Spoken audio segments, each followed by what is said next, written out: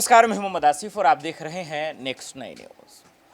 नेताओं के घर में आग लगी हुई है, सड़कों पे खूनी झड़प हो रही है। दो समुदाय के बीच में वो तस्वीरें जो आज़ाद भारत के इतिहास में आपने नहीं देखी होगी। दर्शकों, देश के एक ऐसे राज्य का जिक्र कर रहा हूँ जहाँ से मैरी कॉम आती है। देश के एक ऐसे राज्य का जिक्र कर रहा हूँ जहाँ जो है शांति का एक प्रतीक माना जाता है। देश का एक ऐसा राज्य जो अमित शाह जी डंके की चोट पे कहते हैं कि वहाँ के लोग पूरी तरीके से महफूज हैं, लेकिन आज उसका जब हम कच्चा चिट्ठा खोलेंगे तो फिर आपके भी जो है होश उड़ जाएंगे कि आज वहाँ लोग जो है परेशान हैं। सड़कों पे निकलने से पहले 10 बार नहीं 100 बार सोच रहे हैं, खाने के लिए परेशान हैं, सब्जियां खरीदने के लिए तरस रहे हैं, लेकिन आज बेशर्म नेताओं को कोई फर्क पड़ता हुआ नजर नहीं आ रहा।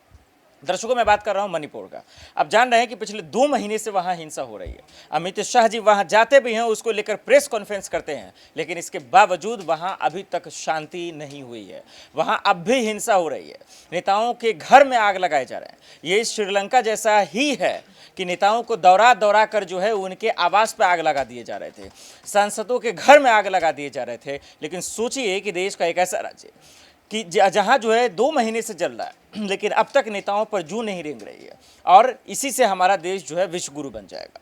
चलिए वहां आपको बता देते हैं कि शुरू से अब तक क्या हुआ, कुछ पॉइंट के माध्यम से आपको समझा देते हैं इस पूरे वीडियो में, और इस पर सियासत कैसे हो रही है वो भी समझा देते हैं, और ये भी बता देंगे कि 2024 के मद्देनजर इस खबरों को दिखाया कैसे नहीं जा रहा है। वैसे गोदी मीडिया का तो नंगा नाच आप ही देख ही रहे होंगे।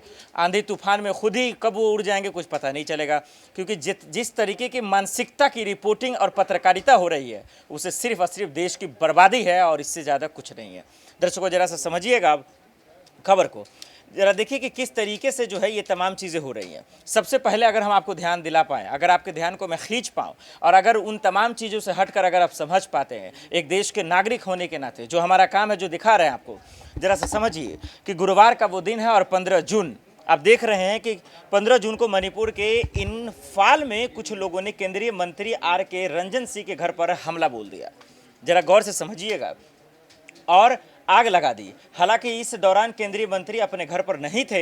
उपद्रवियों ने न्यू चेकऑन में 2 और घरों में भी आग लगा दी। सोचिए, मंत्रियों को चुन चुन कर, ठीक आपने श्रीलंका की ऐसी कहानी सुनी होगी, और अब तक न इस पर अमित शाह जी, देश के रक्षा मंत्री राजनाथ सिंह, सबके सब चुप हैं। दूसरी पॉइंट जरा सा समझिएगा, इससे पहले इम्फाल पश्चिम जिले के फालमेल इलाके में अज्ञात लोगों ने मणिपुर की महिला मंत्री नेमचा किपनगेन के आधिकारिक आवास में आग लगा दी थी। पुलिस की भारी तैनाती के बावजूद इस घटना को अंजाम दे दिया गया था। धारा 144 लागू है, और इतना ऑर्डर है कि कोई पकड़ा जाए ऑन द स्पॉट उनको गोली मार दो। इसके बावजूद देखिए किस तरीके से मंत्रियों का क्या हाल है, नेताओं के घर का क्या हाल है। दिन दहाड़े जो है वहाँ गोलीबारी चल रही है और आग लगी हुई है, फिर भी जो है गोदी मीडिया का रवैया और मोदी सरकार का तो छोड़ ही दीजिए, आप क्या ही कहना। तीसरा जरा समझिए, बुधवार का दिन था, वो 14 जून की बात है। वो 14 जून को भारतीय संघर्ष से प्रभावित मणिपुर के खलेन लोग जो हैं, दरअसल वहाँ के नाम अजीबोगरीब है दर्शकों, तो प्रोनाउंसिएशन में गलती होगा तो माफ़ी चाहूँगा।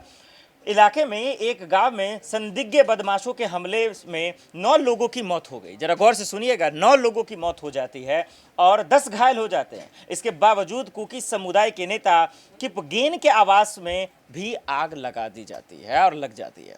उसके बाद जरा आगे जरा रुख कीजिए, उसके बाद समझिए कि मणिपुर कैसे जल रहा है, और आराम से जो है नेता इसी में सो रहे हैं। चिलचिलाती धूप में उनकी हिम्मत नहीं है कि सड़कों पर निकलकर कम से कम शांति के प्रतीक के लिए जो है वो कम से कम जो है लोगों से एक मैसेज दे दें।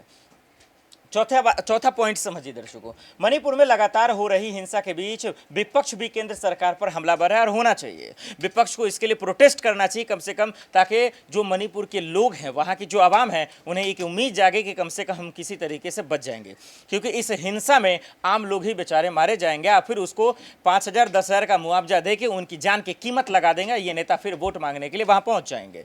अब जरा सा समझिए, कांग्रेस अध्यक्ष मल्लिकार्जुन खड़गे ने साफ शब्दों में कहा, मणिपुर में जारी हिंसा को लेकर पीएम मोदी की चुप्पी पर सवाल उठ रहा है, और ये तब तक सवाल उठेगा जब तक वो चुप रहेंगे। और ये बात देश के, हिंदुस्तान के लोगों को चुभता भी रहेगा कि आखिर मोदी जी, बृजभूषण शरण सिंह का मामला आता है, पहलवानों का मामला आता है, तब भी चुप रहते हैं, और देश के एक राज्य में जब आग लगी होती है तब भी चुप रहते हैं।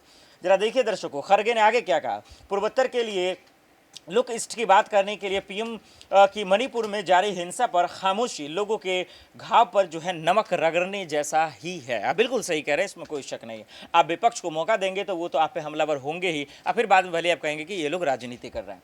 जरा पांचवा पॉइंट समझिएगा दर्शकों, मणिपुर हिंसा को लेकर केंद्र सरकार की तरफ से मणिपुर के राज्यपाल की अध्यक्षता में शांति समिति का गठन किया गया था।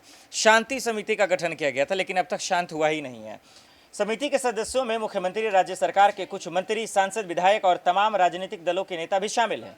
इस कमेटी में रिटायर ब्यूरोक्रेट, शिक्षाविद, साहित्यकार, कलाकार, सामाजिक कार्यकर्ता और जातीय समूह के प्रतिनिधि भी शामिल हैं। हर लोग हैं, लेकिन इसके बावजूद अगर नहीं संभल रहा, पूरी तरीके से अमित शाह जी का तंत्र, उनका कानून व्यवस्था पूरी तरीके से फेल है। दिल्ली हिंसा होती है, उड़ीसा आपने देखा कि किस तरीके से रेल हादसा इतना बड़ा हो जाता है, लेकिन कोई सवाल ही नहीं है। मोदी राज्य में सबसे अच्छा एक बात हुआ है, आप सवाल पूछिए, जवाब का था पता नहीं है। उसके बाद जरा सा आगे पॉइंट समझिए दर्शकों, मणिपुर में 16 में से 11 जिलों में कर्फ्यू लगा हुआ है। जी हाँ, कर्फ्यू तो आप भूल भी नहीं सकते हैं, कोरोना भी याद आ जाएगा, बहुत सारी चीज़ें।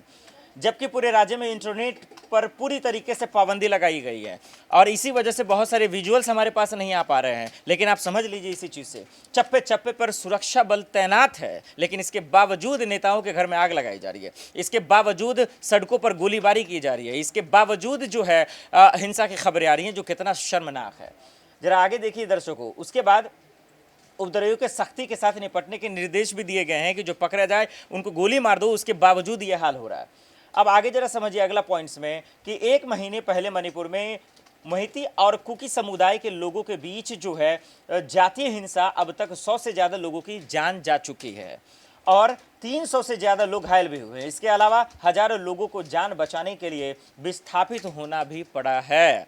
जरा समझिएगा, यूपी बिहार आइए तो हिंदू मुस्लिम राम मस्जिद आ जाएगा, और थोड़ा सा उधर जाएंगे आप तो फिर आपको जो है कि मतलब ओवरऑल घूम फिर कर कहीं ना कहीं जाति का खेल ही रहेगा, क्योंकि इसका जिन, इसका जहर इतना खतरनाक तरीके से लोगों के जहन में डाल दिया गया है, क्योंकि हिंदुस्तान दिखता ही नहीं है उन्हें। सुबह उठते हैं तो मंदिर, और उसके बाद शाम में जाते हैं तो मस्जिद ही दिखेगा इन लोगों को।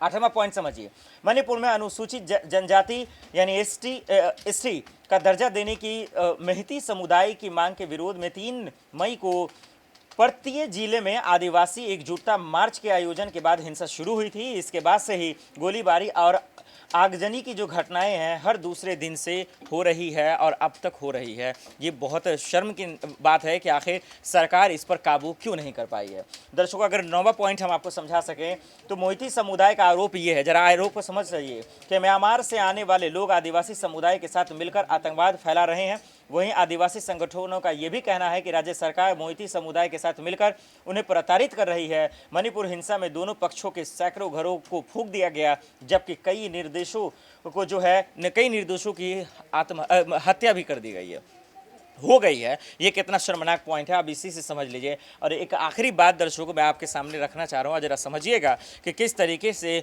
मोदी सरकार हर एक घटना में फेल होती है। हर एक घटना में 100 सवाल पूछे जाते हैं, लेकिन सवाल पूछने वाला है कौन?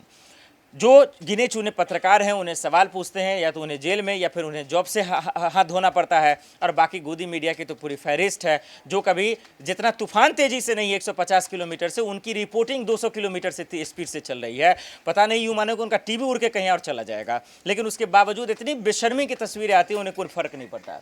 आखिरी पॉइंट जरा समझिएगा दर्शकों, मणिपुर की 53% आबादी मोहिती समुदाय की है, और ये मुख्य रूप से इन्फाल घाटी में रहते हैं, जबकि नागा और कुकी जैसे आदिवासी समुदाय की जो आबादी है करीब 40% है, और ये पर्वतीय जिलों में ही रहते हैं। उम्मीद है दर्शकों कि आप कम वक्त में समझ पाए होंगे। हालांकि बहुत सारे ऐसे विजुअल्स हैं जो हम आपको दिखा भी नहीं सकते, जो हम सबको परेशान करने वाली है, विचलित करने वाली है। लेकिन जहां एक तरफ मोदी जी के मंत्री को सुनते हैं, बीजेपी को सुनते हैं, तो जहां देश के विश्व गुरु की बात आती है, $5 ट्रिलियन की बात आती है, तो मन गदगद हो जाता है। लेकिन जब ये तस्वीरें देखते हैं तो इन नेताओं पर शर्म आती है कि चुल्लू भर पानी में डूब कर मर जाना चाहिए, कि लोगों की दिन दहाड़े जो है हत्याएँ हो रही हैं, मर रहा है, लेकिन इन लोगों को एसी से निकलने का फुर्सत नहीं है कि इन बेचारे गरीब मजलूम की जो है ये जो आम लोग हैं इनका जान बचाया जा सके। और यही वजह है कि अब इस पर सियासत होनी शुरू हो गई है। अब देखना पड़ेगा कि आखिर कैसे लोगों को जो है मोदी सरकार वहां से बचा पाते हैं, और अमित शाह जी के अंदर लॉ एंड ऑर्डर है कम से कम, लोगों की जो अब जाने जा रही हैं, इसमें कई नेता भी जाएंगे, उसके कम से कम बचा पाते हैं कि नहीं, ये एक बड़ा सवाल रहेगा। देश दुनिया की बड़ी खबरों के लिए देखते रहे नेक्स्ट 9 न्यूज़। नमस्कार।